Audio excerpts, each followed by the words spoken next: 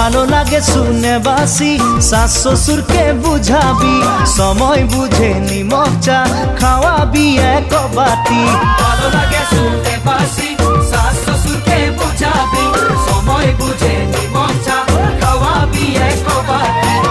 সেখানে শাশ শ্বশুরের মরম পাবি, দেবর ননদকে তুই মরম দিবি। সেখানে শ্বশুরের মরম পাবি, দেবর ননদকে তুই মরম দিবি।